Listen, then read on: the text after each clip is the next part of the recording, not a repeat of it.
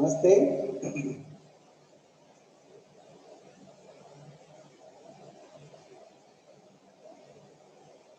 नमस्ते। नमस्ते सर।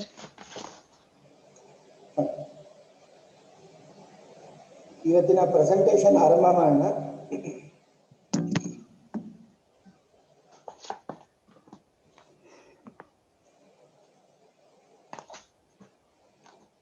ಮೊದಲನೇದಾಗಿ ಶ್ಲೋಕ ಸಂಖ್ಯೆ 85 ಸರ್ 81ರಿಂದ 85 ಉಷಾ. हाँ सर। शुभ मध्याह्नः।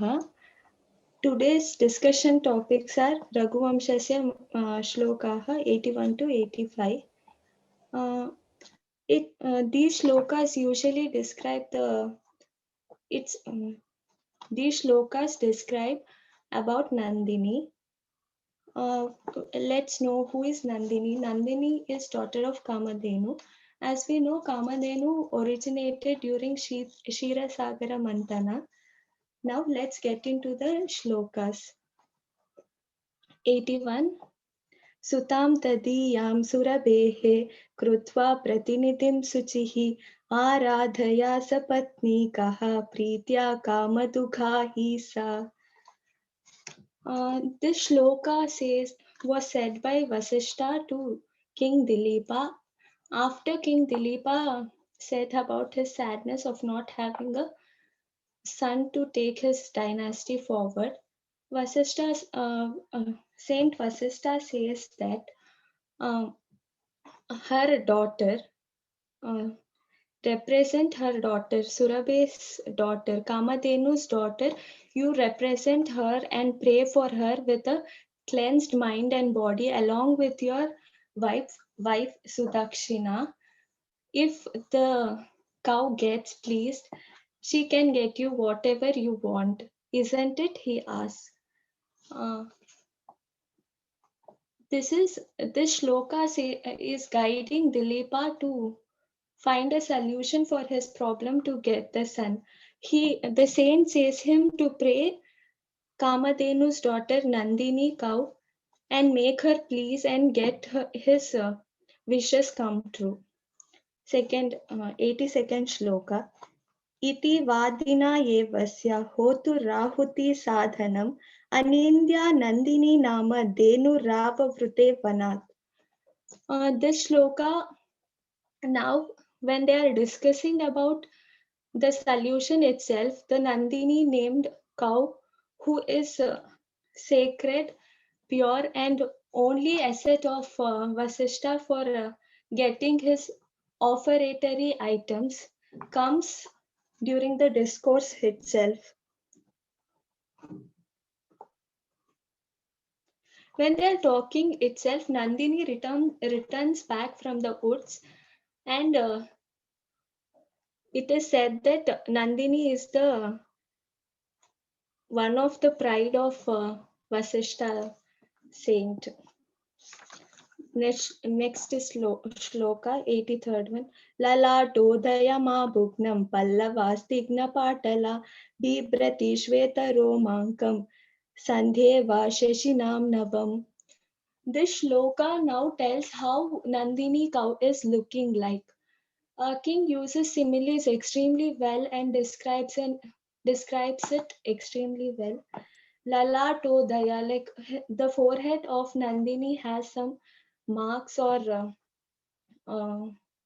marks and elevations, ups and downs, and it is considered or compared to a tender leaf. Tender leaf is said to have a soft texture, so it will be smooth to touch, and usually tender leaves have the color complexion of brownish red. And it is said that the Nandini cow was resembling the complexion of a tender leaf and had a smooth texture. And it is seen that this Nandini cow had crescent marked white hairs along her body. The body was in the color of brownish red, whereas the hairs were white in color. The poet compares it to a vibrant saffron sky, evening sky, having the new moon, crescent-shaped new white moon. How extremely well he uses similes in this shloka. It's nice to learn similes. Kalidasa is famous for such things. 84th one, shloka. Bhuvam koshnena kundodni medhenavabhrutadapi prasnavenabhivarshanti vatsala lokapravartina. Now here Nandini Denu has returned and she sees her daughter, and it is so obvious that this shloka is saying, depicting the love between a mother and a daughter. The mother seeing her daughter, just by seeing her daughter, releases the cow in her udder. The udder is in a pot shaped like, and see, usually in common cows, when the daughter comes to drink milk, then alone it is released. But because this is a sacred cow, it releases just by seeing her daughter.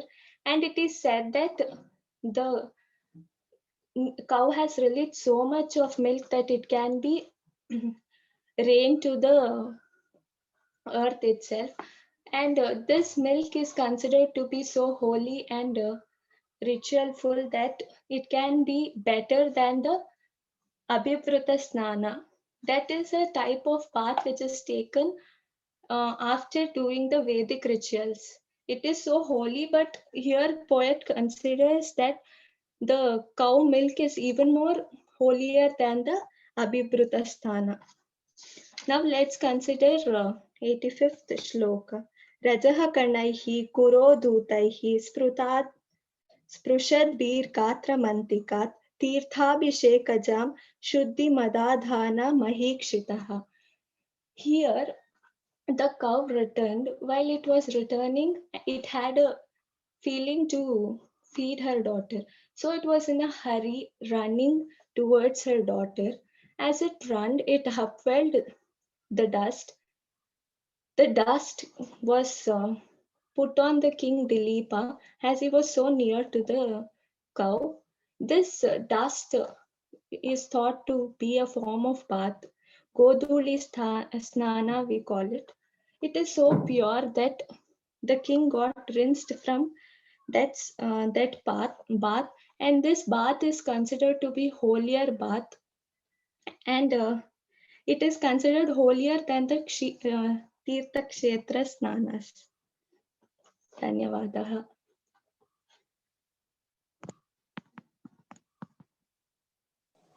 Uttamam. Dhanyavadaha. Next one is Varasha, Shloka Sankhya 86 to 90.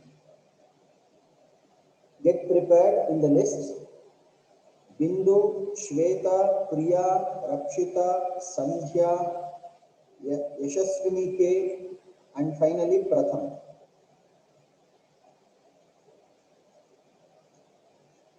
ನಮಸ್ತೆ, ನನ್ನ ಹೆಸರು ವರ್ಷ, chemistry department, Manasa Gangotri.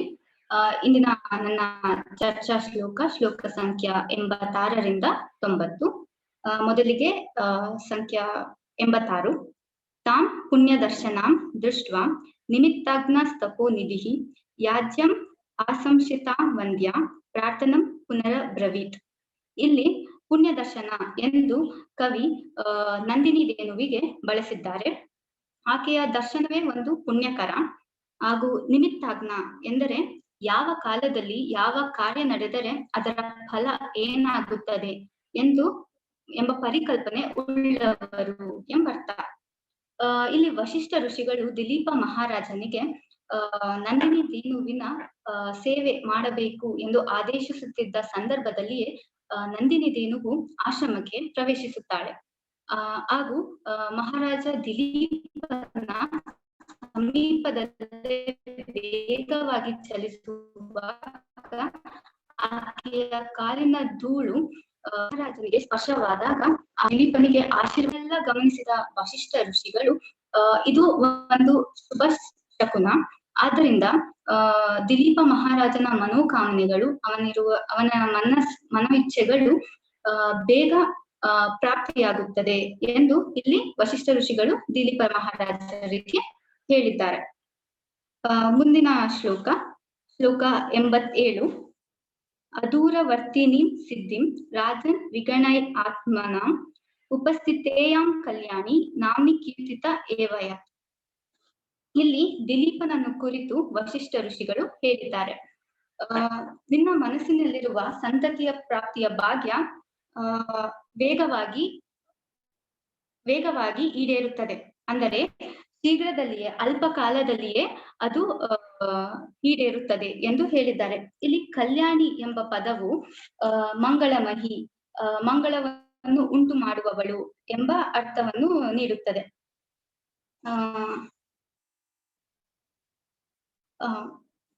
ಇಲ್ಲಿ ವಶಿಷ್ಠ ಋಷಿಗಳು ಹಾಗೂ ದಿಲೀಪರು ನಂದಿನಿ ಧೇನುವಿನ ಸ್ಮರಣೆ ಮಾಡುತ್ತಿದ್ದ ಹಾಗೆ ಅವರು ನಂದಿನಿ ಧೇನು ಅವರ ದರ್ಶನ ನೀಡುತ್ತಾರೆ. ಆದುದರಿಂದ ವಶಿಷ್ಠ ಋಷಿಗಳು ದಿಲೀಪನಿಗೆ ನಿನ್ನ ಮನೋ ಇಚ್ಛೆಗಳು ಅಂದರೆ ಸಂತತಿ ಪ್ರಾಪ್ತಿಯ ಭಾಗ್ಯ ಅಲ್ಪ ಕಾಲದಲ್ಲಿಯೇ ಈಡೇರುತ್ತದೆ, ಅದಕ್ಕಾಗಿ ನೀನು ಜಾಸ್ತಿ ಸಮಯ ಕಾಯುವಂತ ಅವಶ್ಯಕತೆ ಇಲ್ಲ ಎಂದು ರಾಜನಿಗೆ ಹೇಳುತ್ತಾರೆ. ಮುಂದಿನ ಶ್ಲೋಕ ಸಂಖ್ಯೆ 88. ವನ್ಯವೃತ್ತಿರಿಮಾಂ ಶಾಶ್ವತ್ ಆತ್ಮಾನುಗಮನೇನ ಘಾಂ ವಿದ್ಯಾಂ ಅಭ್ಯಸನೇನೇವ ಪ್ರಸಾದಹಿರ್ತು ಅಸಿ. ಇಲ್ಲಿ ಕವಿ ರಾಜನು ನಂದಿನಿ ಧೇನುವಿಗೆ ಹೇಗೆ ಸೇವೆ ಮಾಡಬೇಕು ಎಂದು ವಿವರಿಸಿದ್ದಾರೆ. ನಂದಿನಿ ಧೇನುವಿನ ಸೇವೆ ಮಾಡಲು ರಾಜನು ಆಶ್ರಮದಲ್ಲಿ ಉಳಿದುಕೊಳ್ಳಬೇಕಾಗುತ್ತದೆ. ನಂದಿನಿ ಧೇನುವು ಆಶ್ರಮವನ್ನು ತೊರೆದ ಕೂಡಲೇ ರಾಜನು ಸಹ ಆಕೆಯ ನೆರಳಿನಂತೆ ಅವಳ ಹಿಂದೆ ಹೋಗಬೇಕಾಗುತ್ತದೆ. ಇದಕ್ಕೆ ಒಂದು ಉದಾಹರಣೆ ನೀಡಿದ್ದಾರೆ. ಹೇಗೆ ಒಬ್ಬ ವಿದ್ಯಾರ್ಥಿಯು ತನಗೆ ಇಷ್ಟವಾದಂತಹ ವಿಷಯವನ್ನು ಎಷ್ಟೇ ಕಷ್ಟವಾದರೂ ಸತತ ಪ್ರಯತ್ನದಿಂದ ಅದನ್ನು ಸಿದ್ಧಿಸಿಕೊಳ್ಳುತ್ತಾನೆಯೋ, ಅದೇ ರೀತಿ ರಾಜನಿಗೆ ಎಷ್ಟೇ ಕಷ್ಟವಾದರೂ ಕಾಡಿಗೆ ಹೋಗಿ ಅವಳನ್ನು ಹಿಂಬಾಲಿಸಿ ಆಕೆಯ ಸೇವೆಯನ್ನು ಮಾಡಿ ಆಕೆಯನ್ನು ಸಂತೋಷ ಪಡಿಸಬೇಕಾಗುತ್ತದೆ. ಇಲ್ಲಿ ರಾಜನಿಗೆ ಎಷ್ಟೇ ಸೌಕರ್ಯಗಳಿದ್ದರೂ, ಅಂದರೆ ನಂದಿನಿ ದೇವಿಯನ್ನು ಅರಮನೆಗೆ ಕರೆದುಕೊಂಡು ಹೋಗಿ ರಾಜವೈಭೋಗದಲ್ಲಿ ನೋಡಿಕೊಳ್ಳಬಹುದಾಗಿರುತ್ತದೆ. ಆದರೆ ಅವನು ಪರಿಶ್ರಮದಿಂದ ಆಕೆಯ ಸೇವೆ ಮಾಡಬೇಕಾಗುತ್ತದೆ. ನಿರಂತರ ಪರಿಶ್ರಮದಿಂದಲೇ ಅದನ್ನು ಸಿದ್ಧಿಸಿಕೊಂಡರೆ ಆಗ ಅದರಲ್ಲಿ ಒಂದು ಸಾಧನೆ ದೊರೆಯುತ್ತದೆ ಎಂದು ಇಲ್ಲಿ ವಶಿಷ್ಠ ಋಷಿಗಳು ರಾಜ ದಿಲೀಪನಿಗೆ ಹೇಳಿದ್ದಾರೆ. ಮುಂದಿನ ಶ್ಲೋಕ ಸಂಖ್ಯೆ 89.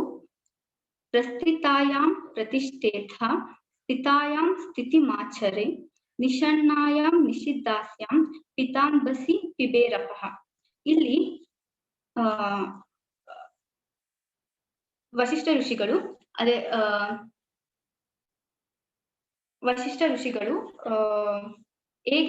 ರಾಜ ಹೇಗೆ ನಂದಿನಿ ಧೇನುವಿಗೆ ಸೇವೆ ಮಾಡಬೇಕು ಎಂದು ಹೇಳಿದ್ದಾರೆ. ಆಕೆ ಆಶ್ರಮದ ಆವರಣ ತೊರೆದ ನಂತರ ನೀನು ಆಕೆಯನ್ನು ಹಿಂಬಾಲಿಸಬೇಕು, ಹಾಗೂ ಆಕೆ ಎಲ್ಲಿ ನಿಲ್ಲುವಳೋ ನೀನು ಅಲ್ಲಿಯೇ ನಿಲ್ಲಬೇಕಾಗುತ್ತದೆ. ಆಕೆ ಎಲ್ಲಿ ಕೂರುವಳೋ ಹಾಗೆ ಅಲ್ಲಿಯೇ ನೀನು ಕೂರಬೇಕು. ನಿನಗೆ ಆಯಾಸವಾಯಿತೆಂದು ಕೂಡಲೇ ನೀನು ವಿಶ್ರಾಂತಿಯನ್ನು ಪಡೆಯುವ ಹಾಗಿಲ್ಲ.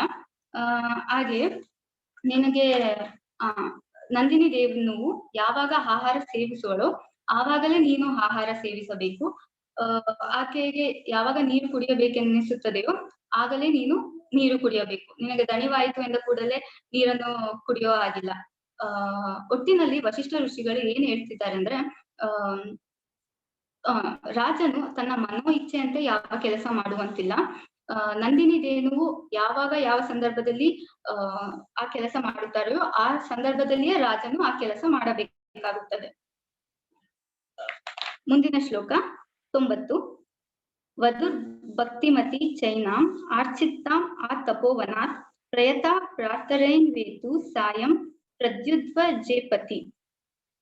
ಇಲ್ಲಿ ರಾಜನ ಪತ್ನಿಯಾದಂತಹ ಸುದಕ್ಷಿಣೆಯು ನಂದಿನಿ ಧೇನುವಿನ ಸೇವೆ ಹೇಗೆ ಮಾಡಬೇಕೆಂದು ತಿಳಿಸಿದ್ದಾರೆ. ಹಿಂದೆ ರಾಜ ವಶಿಷ್ಠರು ಹಿಂದೆ ರಾಜ ದಿಲೀಪನು ವಶಿಷ್ಠರಿಗೆ ಈ ರೀತಿ ಪ್ರಶ್ನಿಸಿರುತ್ತಾರೆ. ನಿನ್ನ ವಧುವಿನಲ್ಲಿ ಸಂತತಿ ಭಾಗ್ಯ ಆಗುತ್ತಿಲ್ಲ, ಅದನ್ನು ನೋಡಿದರೆ ನಿಮಗೆ ಕೊಂಚ ಕೂಡ ಬೇಸರವಾಗುತ್ತಿಲ್ಲವೇ ಎಂದು ಪ್ರಶ್ನಿಸಿರುತ್ತಾರೆ. ಅದೇ ವಾಕ್ಯವನ್ನು ಹಿಡಿದುಕೊಂಡು ವಶಿಷ್ಠ ಋಷಿಯು ಹೀಗೆ ಹೇಳುತ್ತಾರೆ. ವಧುವಾದಂತಹ ಸುದಕ್ಷಿಣೆಯು ನಂದಿನಿ ದೇವಿಯ ಸೇವೆಯಲ್ಲಿ ತೊಡಗಿಕೊಳ್ಳಬೇಕು. ಹೇಗೆ ಅಂದರೆ ಆ ನಂದಿನಿ ದೇವಿಯು ಆಶ್ರಮದ ಆವರಣದಲ್ಲಿದ್ದಾಗ ಆಕೆಯ ಸೇವಾ ಕರ್ತವ್ಯ ಸುದಕ್ಷಿಣೆಯದಾಗಿರುತ್ತದೆ. ದೈಹಿಕ ಹಾಗೂ ಮಾನಸಿಕ ಪರಿಶುದ್ಧತೆಯಿಂದ ಆಕೆ ಸೇವೆಯಲ್ಲಿ ತೊಡಗಿಸಿಕೊಳ್ಳಬೇಕಾಗುತ್ತದೆ. ಬೆಳಗ್ಗೆ ಬೇಗನೆ ಎದ್ದು ಆಕೆ ಸ್ನಾನವನ್ನು ಮಾಡಿ ಸೇವೆಗೆ ಸಿದ್ಧಳಾಗಿರಬೇಕು. ಹಾಗೂ ಸಂಧ್ಯಾ ವೇಳೆಯಲ್ಲಿ ಸಂಜೆಯ ಸಮಯದಲ್ಲಿ ಕಾಡನ್ನು ಸಂಚರಿಸಿ ಬಂದಾಗ ಖುದ್ದಾಗಿ ನಂತರ ಆಕೆಗೆ ಬೇಕಾದಂತಹ ನೀರು, ಆಹಾರವನ್ನು ನೀಡಬೇಕು. ಒಟ್ಟಿನಲ್ಲಿ ನಂದಿನಿ ದೇನುವು ಆಶ್ರಮದ ಆವರಣದಲ್ಲಿದ್ದಾಗ ಆಕೆಯ ಸೇವಾ ಕರ್ತವ್ಯ ಸುದಕ್ಷಿಣೆಯದಾಗಿರುತ್ತದೆ. ಹಾಗೂ ಆಶ್ರಮವನ್ನು ತೊರೆದಾಗ, ಕಾಡಿಗೆ ಹೊರಟಾಗ ಆಕೆಯ ಸೇವಾ ಕರ್ತವ್ಯ ರಾಜನದ್ದಾಗಿರುತ್ತದೆ. ಇವರಿಬ್ಬರ ಸೇವೆಯನ್ನು ಕಂಡು ನಂದಿನಿ ದೇನುವು ಸಂತೃಪ್ತಿಗೊಂಡು ಅವರಿಬ್ಬರಿಗೂ ಸಂತತಿ ಪ್ರಾಪ್ತಿಯ ಭಾಗ್ಯ ದೊರಕಿಸುತ್ತಾಳೆ ಎಂದು ಇಲ್ಲಿ ವಿವರಿಸಿದ್ದಾರೆ. ಧನ್ಯವಾದ. ಉತ್ತಮ. The next is Bindu.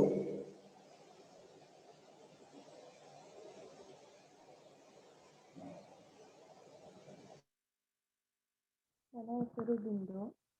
From Sharada Vilas college chemistry department. ನಂದು 1ನೇ ಶ್ಲೋಕದಿಂದ 5ನೇ ಶ್ಲೋಕದವರೆಗೂ 1ನೇ ಶ್ಲೋಕದಿಂದ 5ನೇ ಶ್ಲೋಕದವರೆಗೂ. ಮೊದಲನೇ ಶ್ಲೋಕ. ವಾಗಾರ್ಥವಿವ ಸಂಪೃಕ್ತ ವಾಗಾರ್ಥ ಪ್ರತಿಪದೇ ಜಗತಃ ಪಿತೌರ ವಂದೇ ಪಾರ್ವತಿ ಪರಮೇಶ್ವರ. ಈ ಶ್ಲೋಕದಲ್ಲಿ ಕಾಳಿದಾಸನು ಅರ್ಧನಾರೀಶ್ವರರ ರೂಪದಲ್ಲಿರುವ ಪಾರ್ವತಿ ಪರಮೇಶ್ವರರನ್ನು ಹೊಗಳಿ ಮಂಗಳಾಚರಣೆಯನ್ನು ಮಾಡಿರುತ್ತಾನೆ. ಈ ರೂಪದಲ್ಲಿ ಅರ್ಧ ದೇಹವು ಪಾರ್ವತಿ ಮತ್ತು ಅರ್ಧ ದೇಹವು ಪರಮೇಶ್ವರರು ಹೀಗಿರುವುದರಿಂದ ಪ್ರತಿಯೊಂದು ಶಬ್ದಕ್ಕೂ ತನ್ನ ಅರ್ಥವನ್ನು ಹೇಳುವ ಶಕ್ತಿಯ ಸ್ವಭಾವದಿಂದಲೇ ಇರುತ್ತಿರುವುದೆಂದು ಶಬ್ದವು ವಾಚಕ ಅರ್ಥವು ಹೀಗೆ ಸಂಬಂಧವನ್ನು ಹೇಳಿದ್ದಾನೆ. ಶಬ್ದಕ್ಕೂ ಅದರ ಅರ್ಥಕ್ಕೂ ನಿತ್ಯವಾಗಿ ಇರುವುದೆಂದು ಕರ್ಮ ಮೀಮಾಂಸಕರು ಹೇಳುತ್ತಾರೆ. ಕವಿಯ ಅಭಿಪ್ರಾಯದಲ್ಲಿ ಮನಸ್ಸಿನಲ್ಲಿಟ್ಟು ಶಬ್ದಾರ್ಥಗಳು ಯಾವಾಗಲೂ ಕೂಡಿರುವ ಹಾಗೆ ಎಂದೆಂದಿಗೂ ಕೂಡಿಕೊಂಡಿರುವ ದೇಹವುಳ್ಳ ಪಾರ್ವತಿ ಪರಮೇಶ್ವರರಿಗೆ ನಮಸ್ಕಾರ ಮಾಡುತ್ತೇನೆಂದು ಹೇಳಿರುತ್ತಾರೆ ಈ ಶ್ಲೋಕದಲ್ಲಿ. 2ನೇ ಶ್ಲೋಕ. ಸೂರ್ಯಪ್ರಭೋ ವಂಶಕ್ವ ಸ್ವಲ್ಪ ವಿಷಯ ಮತೀತಃ ದುರ್ದಶ್ಯ ಮಹಾದುರ್ತೆನಸ್ಮಿ ಸಾಗರಂ. ಸೂರ್ಯನಿಂದ ಬಂದಿರುವ ಮಹಾ ರಘುವಂಶದಲ್ಲಿ ಎಲ್ಲಿಯೂ ಕೆಲವು ವಿಷಯಗಳನ್ನರಿತಿರುವ ತನ್ನ ಬುದ್ಧಿ ಎಲ್ಲಿ? ಈ ಬುದ್ಧಿಯಿಂದ ನನ್ನ ಆ ಮಹಾವಂಶವನ್ನು ವರ್ಣಿಸುವುದಕ್ಕೆ ಹೊರಟಿರುವುದೆಂಬುದನ್ನು, ಸಾಗರವನ್ನು ಮೋಹದಿಂದ ಒಂದು ಸಣ್ಣ ಹರಿಗೋಲಿನಿಂದ ದಾಟುವುದಕ್ಕ ಹೊರಡುವ ಪ್ರಯತ್ನ ಹಾಗಾಗಿರುವುದು ವಿಚಾರ. ರಘುವಂಶ ಮಹಾಸಮುದ್ರಕ್ಕೆ ಹೋಲಿಸಿರುವುದರಿಂದ ಅದನ್ನು ವರ್ಣಿಸುವ ತನ್ನ ಕಾವ್ಯದ ಹೆಚ್ಚಿಗೆಯನ್ನು ಹೇಳಿಕೊಂಡಂತೆ ಆಯಿತು. ಉಡುಪು. ಹರಿಗೋಲು ಎಂಬುದು ಬುಟ್ಟಿಯ ಆಕಾರದಲ್ಲಿ ಕಟ್ಟಿಗೆಯಿಂದ ಮಾಡಿ ಅದರ ಮೇಲೆ ಚಕ್ಕಳವನ್ನು ಹೊದಿಸಿರುತ್ತಾರೆ.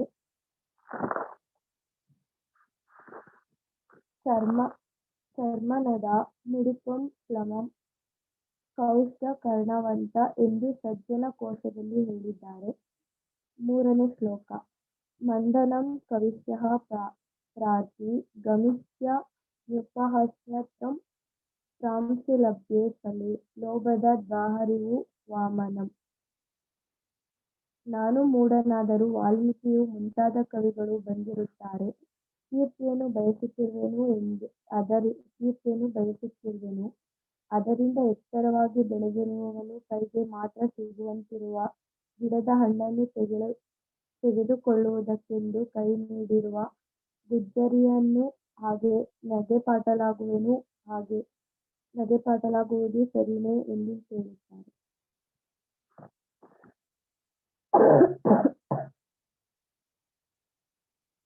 4ನೇ ಶ್ಲೋಕ. ಅಥವಾ ಕೃತವಾಗ್ದರೆ ವಂಶಸ್ವಿನೇ ಪೂರ್ವ ಸುರಭಿ ಮಣೌ ವಜ್ರಮುತ್ಕೀರ್ಣೆ ಸೂತ್ರ ಸೇವಶ್ರೀ ಮೇಘಾತಿಹ. ತಾತ್ಪರ್ಯ. ಅಥವಾ ಮೂಢನಾದ ನನಗೂ ಈ ವಂಶವನ್ನು ವರ್ಣಿಸುವುದಕ್ಕೆ ಹೊಗಳಲು ಅವಕಾಶವಿದೆ, ಏಕೆಂದರೆ ವಜ್ರದ ಸೂಜಿಯಿಂದ ಕೊರೆದ ಮೇಲೆ ರತ್ನದೊಳಕ್ಕೆ ನೂಲು ಕೂಡ ಪ್ರವೇಶಿಸಬಹುದಾಗಿರುವಂತೆ ವಾಲ್ಮೀಕಿಯರೇ ಮುಂತಾದ ಪೂರ್ವ ಕವಿಗಳು ರಾಮಾಯಣವನ್ನು ಮುಂತಾದ ವಾಗ್ವಾರವನ್ನು ಮಾಡಿಟ್ಟಿರುವುದರಿಂದ ಅದರ ಮೂಲಕ ನಾನು ವರ್ಣಿಸುವುದಕ್ಕೆ ಪ್ರವೇಶಿಸಬಹುದಾಗಿದೆ ಎಂದು ಹೇಳುತ್ತಾರೆ. 5ನೇ ಶ್ಲೋಕ. ಸೋಹಮಾನ್ ಶುದ್ಧ ನಾಪಾಲೋದ ಕರ್ಮಣಂ ಆಸಮುದ್ರ ಕ್ಷಿತ್ಯಾಶಃ ನಾಮನ ಕರತಂತನಾಂ. ಈ ಶ್ಲೋಕದಲ್ಲಿ 9ನೇ ಶ್ಲೋಕದವರೆಗೂ ಒಂದೇ ವಾಕ್ಯವಾಗಿದೆ. ಅದರಿಂದ ಒಟ್ಟು ತಾತ್ಪರ್ಯವನ್ನು 9ನೇ ಶ್ಲೋಕದ ಮೇಲೆ ಬರೆದಿರುತ್ತಾರೆ. 8ನೇ ಶ್ಲೋಕವು ಮುಗಿಯುವವರೆಗೂ ರಘುಕುಲದ ಅರಸರ ವರ್ಣನೆ ಇದೆ. ಈ ಶ್ಲೋಕದ ಅರ್ಥ. ನಾನು ಹುಟ್ಟಿದಾನಿಂದಲೂ ಪರಿಶುದ್ಧರಾಗಿಯೂ ಇದ್ದೆವು, ಫಲವುಂಟಾಗುವವರೆಗೂ ಕೆಲಸವನ್ನು ಬಿಡದೆ ಮಾಡುವವರಾಗಿಯೂ ಇದ್ದೆವು, ಸಮುದ್ರದವರೆಗಿನ ಭೂಮಿಯನ್ನು ಆಳಿದವರಾಗಿಯೂ ಮತ್ತು ಸ್ವರ್ಗದವರೆಗೂ ರಥವನ್ನು ನಡೆಸಿದವರಾಗಿಯೂ ಇದ್ದರು ಎಂದು ರಘುವಂಶದ ಚರಿತ್ರೆಯನ್ನು ಹೇಳುವವರು. ಧನ್ಯವಾದ.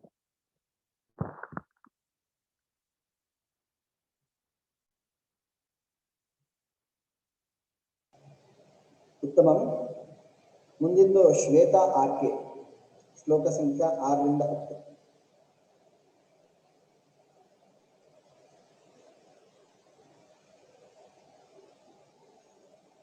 Good afternoon, everyone. Myself Shweta from Biochemistry Department, Manasa Gangotri. ಇವತ್ತಿನ ನನ್ನ ಚರ್ಚಾ ವಿಷಯ ಮಹಾಕಾವ್ಯ ರಘುವಂಶ ಮಹಾಕಾವ್ಯದ ಶ್ಲೋಕ 6ರಿಂದ ಶ್ಲೋಕ 10. ರಘುವಂಶ ಎಂಬ ಮಹಾಕಾವ್ಯವನ್ನು ಕವಿ ಕಾಳಿದಾಸರು ರಚಿಸಿದ್ದಾರೆ. ಇದನ್ನ ನಾನು ಮಂಗಳ ಶ್ಲೋಕದಿಂದ ಪ್ರಾರಂಭ ಮಾಡ್ತೀನಿ. ವಾಗರ್ಥ ವಿವ ಸಂಪೃಕ್ತೌ ವಾಗರ್ಥ ಪ್ರತಿಪತ್ತಯೇ ಜಗತಃ ಪಿತರೌ ವಂದೇ ಪಾರ್ವತಿ ಪರಮೇಶ್ವರೌ. ಹಿಂದೆ 5ನೇ ಶ್ಲೋಕದಿಂದ 8ನೇ ಶ್ಲೋಕದವರೆಗೂ ರಘುಕುಲದ ಅರಸರ ಬಗ್ಗೆ ಕವಿ ಕಾಳಿದಾಸರು ವರ್ಣಿಸಿದ್ದಾರೆ. 5ನೇ ಶ್ಲೋಕ ಅವ್ರು ಹೇಳ್ದಾಗೆ ರಘುವಂಶದ ರಾಜರು ಜಾತಕರ್ಮ ಅಂದರೆ ಜನ್ಮ ಸಂಬಂಧಿ ವಿಧಿಗಳು ಹಾಗೂ ಮುಂತಾದ ಸಂಸ್ಕಾರಗಳಿಂದ ಪರಿಶುದ್ಧರಾಗಿದ್ದರು. ಹಿಡಿದ ಕೆಲಸವನ್ನು ಸಫಲವಾಗುವವರೆಗೂ ಬಿಡದೆ ಉದ್ಯೋಗ ಮಾಡುತ್ತಿದ್ದರು ಹಾಗೂ ಸಕಲ ಭೂಮಿಯನ್ನು ಆಳುವ ಚಕ್ರವರ್ತಿಗಳಾಗಿದ್ದರು ಹಾಗೂ ಸ್ವರ್ಗದವರೆಗೂ ರಥವನ್ನು ನಡೆಸುತ್ತಿದ್ದರು. 6ನೇ ಶ್ಲೋಕ. ಯಥಾ ವಿಧಿ ಹುತಾಗ್ನೀನಾಂ ಯಥಾ ಕಾಮಾರ್ಚಿತಾರ್ಥಿನಾಂ ಯಥಾಪರಾಧ ದಂಡಾನಾಂ ಯಥಾ ಕಾಲ ಪ್ರಬೋಧಿನಾಂ. ಇದರ ತಾತ್ಪರ್ಯ. ರಘುಕುಲದ ರಾಜರು ವಿಧಿಗನುಸಾರವಾಗಿ ಅಂದರೆ ಶಾಸ್ತ್ರೋಕ್ತವಾಗಿ ಅಗ್ನಿಯಲ್ಲಿ ಹೋಮವನ್ನು ಮಾಡುತ್ತಿದ್ದರು ಮತ್ತು ಅವರವರ ಇಚ್ಛೆಯು ಪೂರ್ತಿಯಾಗುವಂತೆ ಯಾಚಕರಿಗೆ ದಾನ ಮಾಡಿ ಅವರನ್ನು ಸತ್ಕರಿಸುತ್ತಿದ್ದರು. ಅಪರಾಧಿಗಳಿಗೆ ಅವರ ತಪ್ಪಿಗೆ ತಕ್ಕಂತೆ ಶಿಕ್ಷೆಯನ್ನು ಅಂದರೆ ದಂಡನೆಯನ್ನು ವಿಧಿಸುತ್ತಿದ್ದರು ಹಾಗೂ ಆಯಾ ಕಾಲವರಿತು ತಮ್ಮ ಕಾರ್ಯವನ್ನು ಮಾಡುತ್ತಿದ್ದರು. 7ನೆಯ ಶ್ಲೋಕ. ತ್ಯಾಗಾಯ ಸಂವ್ರತಾರ್ಥಾನಾಂ ಸತ್ಯಾಯ ಮಿತಿಭಾಷಿಣಾಂ ಯಶಸೇ ವಿಜಿಗೀಷುಣಾಂ ಪ್ರಜಾಯೈ ಗೃಹ ಮೇದಿನಾಂ. ರಘುಕುಲದ ರಾಜರು ತಮ್ಮ ಯೋಗ ಭೋಗಕ್ಕಾಗಿ ಹಣವನ್ನ ಸಂಪಾದಿಸುತ್ತಿರಲಿಲ್ಲ. ತಾವು ಸಂಪಾದಿಸಿದ ಹಣವನ್ನ ದಾನಕ್ಕೋಸ್ಕರವಾಗಿ ಪ್ರಜೆಗಳ ಹಾಗೂ ರಾಜ್ಯದ ಏಳಿಗೆಗಾಗಿ ಕೂಡಿ ಹಾಕಿದ್ದರು ಮತ್ತು ಸತ್ಯವನ್ನೇ ನುಡಿಯಬೇಕೆಂಬ ವ್ರತವುಳ್ಳವರಾಗಿ ಮಿತಿಭಾಷಿಗಳಾಗಿದ್ದರು. ಅಂದ್ರೆ ಅನವಶ್ಯಕವಾಗಿ ಮಾತುಗಳನ್ನು ಹಾಗೂ ಚರ್ಚೆಗಳನ್ನು ಅವರು ಮಾಡುತ್ತಿರಲಿಲ್ಲ ಹಾಗೂ ಅವರು ಶತ್ರುಗಳನ್ನು ಜಯಿಸಿ ಕೀರ್ತಿಶಾಲಿಗಳಾಗಿದ್ದರು ಹಾಗೂ ಕಾಮಸಕ್ತರಾಗದೆ ಸಂತಾನಕ್ಕಾಗಿಯೇ ಪತ್ನಿಯರಲ್ಲಿ ಸೇರುತ್ತಿದ್ದರು. ಅಂದರೆ ಸಂತತಿಗೋಸ್ಕರ ಗೃಹಸ್ಥರಾಗಿದ್ದರು. 8ನೇ ಶ್ಲೋಕ. ಶೈಶವೇ ಅಭ್ಯಸ್ತವಿದ್ಯಾನಾಂ ಯೌವನೆ ವಿಷಯೈಷೀಣಾಂ ವಾರ್ಧಕೆ ಮುನಿವೃತ್ತೀನಾಂ ಯೋಗೇನಾಂತೆ ತನುತ್ಯಜಾಂ. ಇಲ್ಲಿ ಜೀವನದಲ್ಲಿ ಬ್ರಹ್ಮಚರ್ಯ, ಗ್ರಾಹಸ್ಥ್ಯ, ವಾನಪ್ರಸ್ಥ ಹಾಗೂ ಸನ್ಯಾಸ ಎಂಬ 4 ಆಶ್ರಮಗಳನ್ನು ಕ್ರಮವಾಗಿ ಇವೆ. ರಘುಕುಲದ ರಾಜರು ಈ 4 ಆಶ್ರಮಗಳನ್ನು ಕ್ರಮವಾಗಿ ಸೇವಿಸುತ್ತಿದ್ದರು. ಅಂದರೆ ಬಾಲ್ಯದಲ್ಲಿ ಬ್ರಹ್ಮಚರ್ಯ ಆಶ್ರಮದಲ್ಲಿ ವಿದ್ಯೆಗಳನ್ನು ಅಭ್ಯಾಸ ಮಾಡುತ್ತಿದ್ದರು. ಪ್ರಾಯದಲ್ಲಿ ಅಂದರೆ ಗೃಹಸ್ಥ್ಯ ಆಶ್ರಮದಲ್ಲಿ ವಿಷಯಗಳ ಭೋಗವನ್ನು ಇಚ್ಛಿಸಿ ರಾಜ್ಯದ ಆಳ್ವಿಕೆಯಲ್ಲಿ ಒಳಗೊಂಡಿದ್ದರು.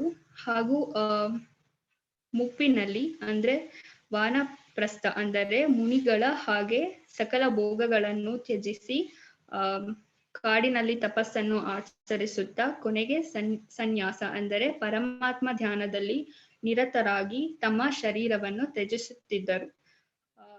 ಇದರಿಂದ ನಮ್ಗೆ ಗೊತ್ತಾಗುತ್ತೆ ಇಹಲೋಕದ ಸುಖವನ್ನು ಹಾಗೂ ಪರಲೋಕದ ಸುಖವನ್ನು ಅವರು ಚೆನ್ನಾಗಿ ಅನುಭವಿಸುತ್ತಿದ್ದರು.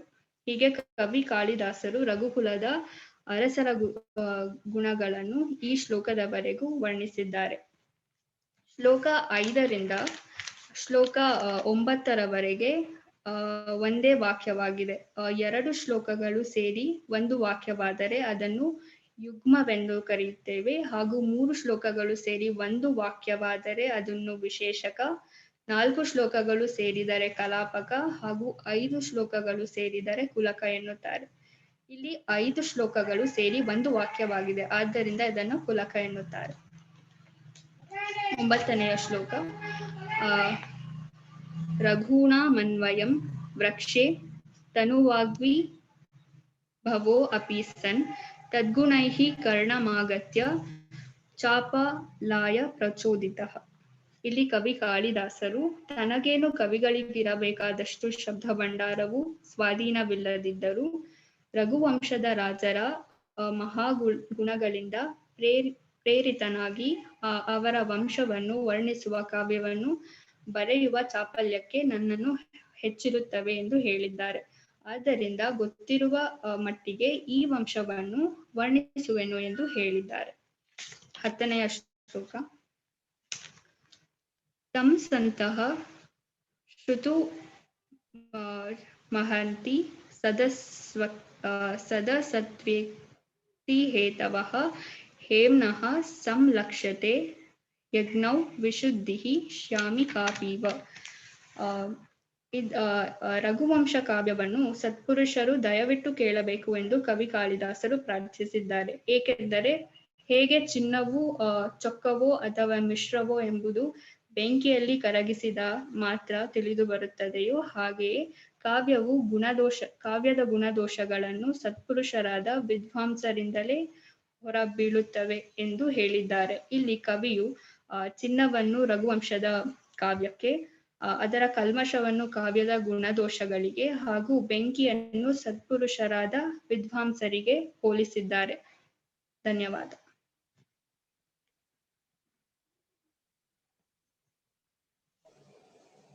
ಉತ್ತಮ. ನಮ್ಮ ಸಮಯ ಮುಗಿತಾ ಬಂದಿದೆ, ಆದ್ದರಿಂದ ಎಲ್ಲರೂ ಮತ್ತೆ ರೀಜಾಯಿನ್ ಆದ್ಮೇಲೆ ಪ್ರಿಯಾ ಅವ್ರಿಗೆ ಪ್ರೆಸೆಂಟೇಷನ್ ಇರುತ್ತೆ.